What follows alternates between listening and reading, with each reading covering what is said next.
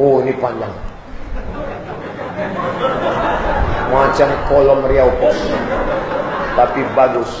Orang yang mau belajar, bagus. Pak Ustaz, semoga Allah senantiasa merahmati Ustaz. Amin. Doanya inilah yang buat ini nampak sikit. Saya berniat untuk berhijrah dengan menjadikan dunia ini sebagai tempat mengumpulkan amal untuk akhirat nanti. Karena itu saya ingin minta penjelasan Ustaz atas dua pertanyaan saya ini. Saya mohon Ustaz bersedia untuk menjawabnya dengan lengkap, karena jawaban Ustaz akan menjadi keputusan saya. Berat nih.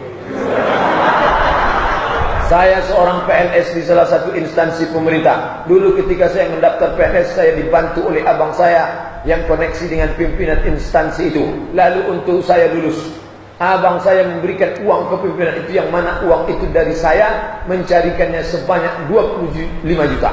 Yang jadi pertanyaan saya, bagaimana hasil nafkah saya selama 13 tahun menjadi PNS itu yang sudah saya berikan kepada orang-orang yang menjadi tanggung jawab saya? Bagaimana baiknya sikap saya, karena PNS itu satu-satunya mata pencarian saya mencari nafkah? Apakah saya harus keluar, Pak Ustaz?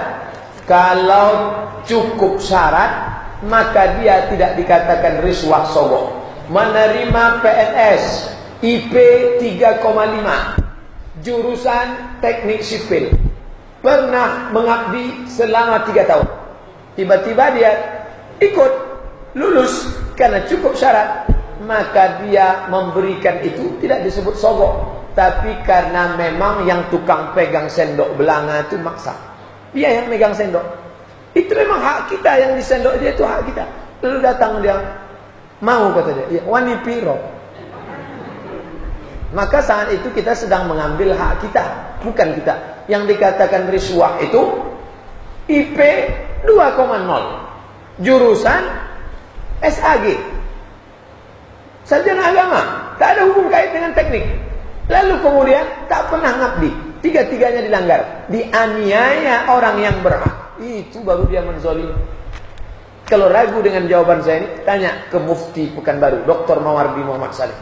Jawab, tanya pertanyaan yang sama, aku kumpulkan jawaban. Jawaban saya, jawaban Ustaz Mustafa Umar, jawaban Dr. Mawardi Muhammad Saleh, jawaban Ustaz Samsudin Muir. Berijtihad, pilihlah pendapat. Ini pendapat yang saya sampaikan menurut para ulama tentang masalah, bukan jawaban saya. Ini saya kutip pendapat ulama tentang masalah mengesampingkan hak orang, menyikut orang. Itu baru kategori haram.